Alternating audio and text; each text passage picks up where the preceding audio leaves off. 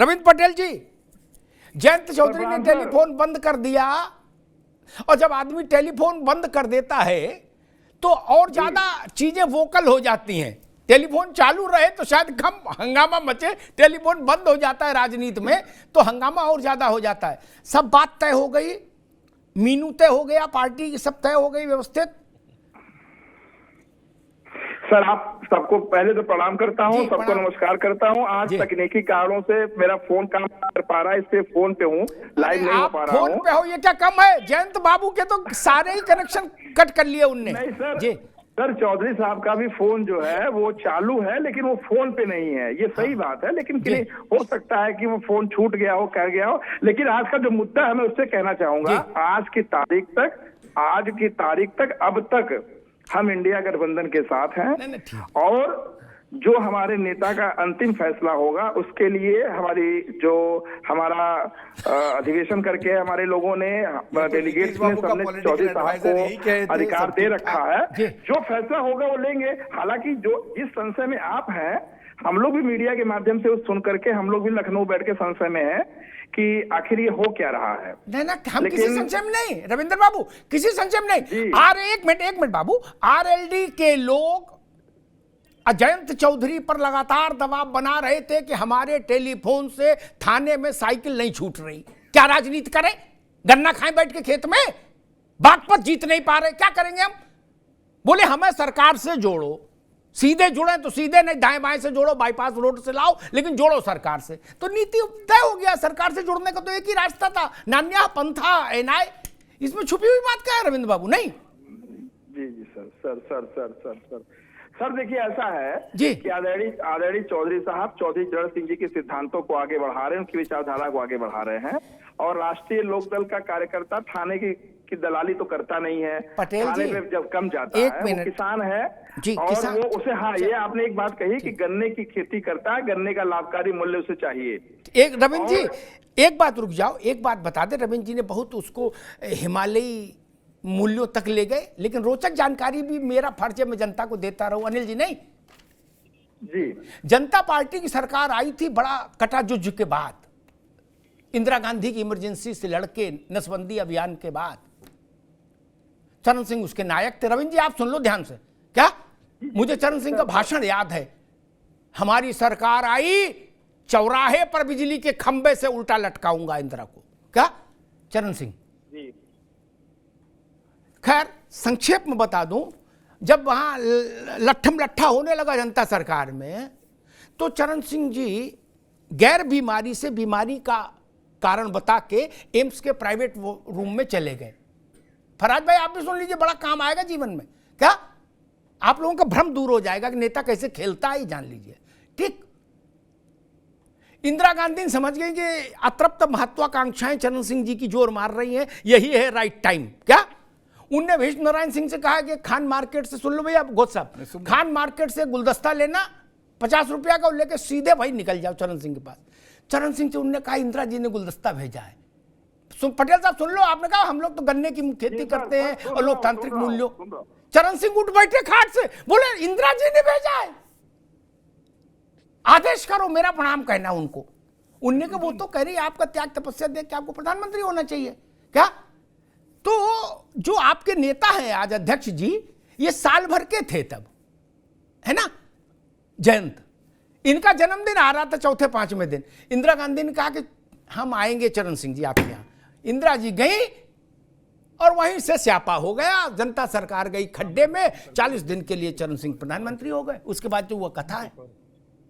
और आपने कहा कि हम लोग तो मूल्यों की राजनीति करते हैं। मित्र, अनिल यादव की सरकार थी नरसिंह राव की, ठीक, अहमद पटेल से मिलने गए अजीत सिंह जी, अनिल यादव जी, कुछ चीजें तय हुई, उसमें लखनऊ के एयरपोर्ट का नाम भी था। क्या? और एक महिला नेता को जेट प्लस सिक्योरिटी दिलाने का मामला था। मैं नाम नहीं लूंगा, एक महिला नेता को। अहमद भाई का तो आप काम करने का तरीका जानते ही थे, 1 मिनट में सब फैसला हो, सब करा दिया। क्या वहां से अजीत सिंह जी निकले सब करा के और विरोधी खेमे में चले गए और वहां विक्ट्री की चिन्ह बना दिया, बोले मैं सरकार को हटाएंगे। रविंद्र जी सुन रहा हूँ सर। तो मित्र, राजनीति होती है, उसको उतने सहज रूप से लो। आज इतना ऊंचा झंडा गाड़ दोगे और कल परसों में हो जाएगी ज्वाइंट प्रेस कॉन्फ्रेंस लखनऊ में, तब क्या करोगे? जी सर, रविंद्र बाबू, स्वागत करेंगे सर, उसका भी स्वागत करेंगे। तो बीच में रखो ना गाड़ी, कितनी जल्दी काटोगे गाड़ी? बीच में रखो ना। फराज भाई, आप समझ रहे हो ना खेल क्या हो रहा है? उन्हें सीट जीतनी है, उन्हें उत्तर प्रदेश में सरकार में हिस्सेदारी चाहिए। दो मुख्य बातें हैं, लिख लीजिए मेरी बात, जो अखिलेश यादव पूरी नहीं कर सकते। वो कह रहे हैं, और मैं अब नाम नहीं लूंगा, नाम लेना ठीक नहीं, सभी मेरे मित्र हैं। उनका कहना था कि जब अखिलेश यादव, मायावती सब साथ थे तो हमारे पिताजी कैसे हार गए मुजफ्फरनगर में 19 में? तो आप लोग क्या चाहते हो कि हम लोकसभा का मुंह न देखे? फराज भाई, उनकी बात भी ठीक है। सबसे पहले तो मैं बहुत बधाई दूंगा रविंद्र पटेल जी को जी, कि चरण सिंह और चौधरी अजीत सिंह के आदर्शों को आज उन्होंने आपके न्यूज चैनल पर बताया कि आरएलडी का जो कार्यकर्ता है वो थाने में दलाली नहीं करता है। और मुझे लगता है कि आप जवाब कुछ और चाह रहे थे, रविंद्र पटेल जी ने गुगली आप पर मार दी। लेकिन बहुत स्वागत है इस बात का कि रविंद्र पटेल जी ने ऐसी बात कही, और यही आदर्श थे चौधरी चरण सिंह जी के और अजीत सिंह जी के। अब दूसरी बात मैंने उनके रियल आदर्श बताया, आपने सुना नहीं क्या? माइक बंद किए थे तब? नहीं, मैं सब मैंने बताए थे, आपने सुना नहीं? मैंने तो बताया, ये गूगल में थोड़ा नहीं मिलेगा जो मैंने बता दिया। दूसरी बात अमिताभ जी, अनिल जी की बात को मैं आगे बढ़ा रहा हूं, हमारे भाई छोटे अनिल यादव जी की बात को। आपने अभी, अनिल जी ने बोला कि पिछली बार जब तीन विधानसभा ये जीते थे, मैं आपको फिर याद दिला दूं कि 2003 में अनिल जी की पार्टी ये तीनों विधानसभा जो तीनों विधान स्टेट में जो चुनाव हुए थे वो हार गई थी, और इंडिया शाइनिंग का नारा लेकर के भारतीय जनता पार्टी अटल बिहारी वाजपेयी जी के नेतृत्व में निकली थी और 2004 में मुंह दिखाई थी। जी। तीसरी बात अमिताभ जी ये है कि अभी आप जैसा बोल रहे हैं कि भारतीय जनता पार्टी में जो गया वो गंगा नहा लिया और उसके बाद में साहब हमने ऐसा नहीं कहा। 2009 में एक मिनट भास्कर कुछ आपने ये मैंने नहीं कहा गंगा नहाया कि जमुना नहाया, ये आप जानो, समझे नहीं? जी 1984 में जब कांग्रेस की 400 सीटें आई थी तो हमारे जो पिताजी लोग थे वो यही बोला करते थे कि साहब ये जो कांग्रेस है इसको हराना बड़ा मुश्किल है। ठीक, लेकिन 1989 में ऐसा ठीक है फराज भाई जी, फराज भाई ठीक है जी, ठीक है मैं समझ गया फराज बाबू, ठीक है फराज भाई आगे बात आपकी आगे 20 सेकंड आगे 2024 में वही होने जा रहा है। ठीक है वही होने भारत की जनता, भारतीय जनता पार्टी की ये जो सरकार है इसको बदलने जा रही है। जी ठीक, हमने ऐसे, मैं हमेशा अपने मित्रों को सुझाव देता हूं कि राजनीति में रहिए लेकिन एक्सट्रीम एक तरफ गाड़ी न चलाइए, क्योंकि बड़ी रफ्तीली राहें हैं, एक्सीडेंट हो जाएगा, चेहरा खराब हो जाएगा, कहां तक मुंह छुपाओगे? फराज भाई बता रहे हैं कि नजूमी हो गए, वो कह रहे हैं कि 2004 में फलाने स्टेट हारे तो लोकसभा जीते, फिर फलाना स्टेट जीते तो लोकसभा हारे, तो इस बार फिर वो चांस आएगा। अक्कड़ बक्कड़ बम्बे बो नहीं बच्चे खेलते। अगर राजनीति इतनी सरल है तो मेरी शुभकामनाएं, अखिलेश जी के लिए भी कोई ताबीज निकालो। जब आप इतना ताबीज कांग्रेस के लिए निकाल रहे हो जंतर, अखिलेश जी के लिए नहीं निकाल सकते? वो कब बनेंगे? उनका भी कोई गुणागणित निकालो। नहीं फराज भाई, आप अनिल यादव की पार्टी, राहुल गांधी की ताजपोशी की तारीख निकाल रहे हो और अखिलेष जी के बारे में चिंतन नहीं कर रहे हो जहां आपको करना चाहिए। नहीं, 2027 में अखिलेश जी मुख्यमंत्री बन रहे हैं, यही तो समस्या। खैर ठीक है भास्कर घोष जी, ये सब हिपोक्रेसी है जो हो रही है इस वक्त। क्या ये हमने अभी 15 दिन पहले देखी थी, इससे भी बड़ी हिपोक्रेसी, चूंकि नीतीश जी का चेहरा बड़ा है जयंत के मुकाबले, बहुत बड़ा है, इसलिए वो हिपोक्रेसी और बड़ी हो रही थी। ठीक, लेकिन हुआ क्या, 24 घंटे में गुब्बारा फट गया, जो होना था वो हो गया, सारे वक्ता प्रवक्ता नेता फिर गुफा में चले गए। आज स्थिति क्या है भास्कर घोष? क्या मैं ये नहीं कि जो होगा देखेंगे, इसका भी स्वागत नहीं, सीधी सपाट बात, क्या भारतीय जनता पार्टी और आरएलडी के बीच में चीजें तय होने की स्थिति में पहुंच गई हैं या अभी कुछ दुविधा है? अमिताभ जी, मैं आपके सामने और जनता के समक्ष ये कहना चाहता हूं कि अभी तक का आरएलडी का सबसे अच्छा जो चुनाव प्रदर्शन 2009 में है वो भारतीय जनता पार्टी के साथ है। इसके बाद 2019 और जो जितने भी चुनाव आए वो आप आंकड़े मिला के देख लीजिए कि उनका हालत कहाँ से कहाँ बदतर से बदतर हालत हो गई। आज जो वो कह रहे हैं कि अगर वो एनडीए में आए तो एनडीए में आने का स्वागत है उनका, और जो 4 सीटों के ऊपर बात हो रही है वो 4 सीटों के ऊपर एनडीए में अलायंस में आए तो उसके ऊपर बात होगी। लेकिन जो आज ये प्रवक्ता, एसपी का प्रवक्ता कह रहे हैं, आप जो 16 सीट का ऐलान किए थे, कौन सा बड़ा महागठबंधन का महा मीटिंग बुला करके आपने किए थे? आपके खुद का व्यवहार जो है, आप एक तरफ कांग्रेस से बात कर रहे हैं सीट शेयरिंग का और एक तरफ 16 सीट का ऐलान आपने कर दिया, तो उस वक्त आपने कभी जयंत चौधरी से पूछे थे कि भाई चलो ये 16 सीट ऐलान करे कि ना करे?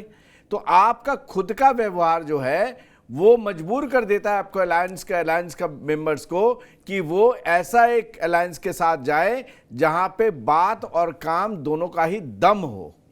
आज वो दम के ही खोज में है और हमारे साथ अगर आए और इंडिया का जो कॉमन मिनिमम एजेंडाज हैं, प्रोग्राम्स हैं, उसके ऊपर सहमति बने, तो हम पहले भी देख चुके हैं कि हमारे साथ उनका रिजल्ट सबसे अच्छा है। तो हालात और हकीकत ये दोनों ही हमारे समर्थन में है, और वो आना चाहे तो वो भारतीय जनता पार्टी का सर्वोच्च नेतृत्व तय करेंगे।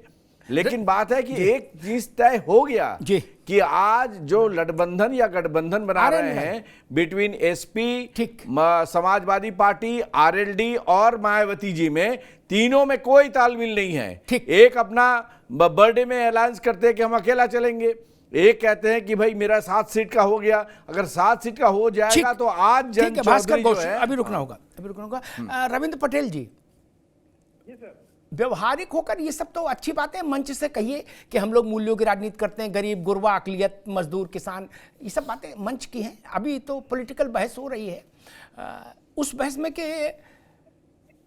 ये तर्क के 19 से बड़ा गठबंधन हो नहीं सकता, इसी चालू की और मुजफ्फरनगर की सीट अजीत सिंह जैसा आदमी फिर भी नहीं जीत पाया, तो अगर जयंत का परिवार ये सोच रहा है कि हम लोकसभा का मुंह नहीं देख पाएंगे ये साइकिल और हाथ को पकड़ के, तो क्या गलत सोच रहा है?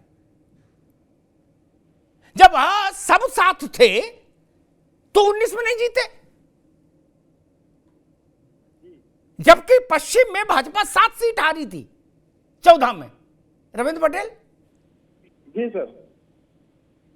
तो चरण सिंह का परिवार अगर इस स्थिति से उबरना चाहता है कि भाई हम भी जीत का मुंह देखें, तो इसमें कौन से मूल्यों की राजनीति खंडित हो रही है? मूल्य की राजनीति अपने घर में बैठ के तो नहीं हो सकती बाबू, नहीं, वो तो लोकसभा, विधानसभा, राज्यसभा कहीं रहेंगे तभी ना होगी। जी पटेल साहब।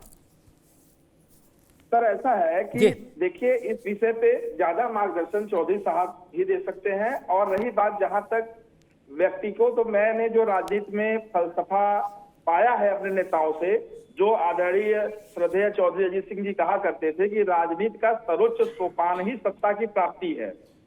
सत्ता की प्राप्ति के लिए सभी संघर्ष कर रहे हैं, और वो सत्ता की प्राप्ति अगर आपकी विचारधारा के रास्ते हो तो ज्यादा बेहतर है। अब स्थिति ये है कि निश्चित तौर पे हमने जो संस्कारों में पाया है वो ये पाया है कि जनता के हित पे, जनता की मांग पे जो निर्णय लिए जाते हैं वो सर्वोत्तम होते हैं। बहुत अच्छी बात है, जनता की बेहद मांग पर ही निर्णय होते हैं। बहुत अच्छी बात कही रविंद्र जी ने। और अनिल यादव कुछ कहना चाह रहे थे, उनके पास आऊं उससे पहले एक तथ्य याद दिला दूं जनता को। स्वर्गीय अजीत सिंह जी ने देश में जितने भी पॉलिटिकल कॉम्बिनेशन हो सकते थे सब ट्राई किए थे, भगवान का नाम लेके। कोई कॉम्बिनेशन बचा नहीं था उनसे। क्या गठबंधन के मामले में उनसे उदार नेता कोई नहीं।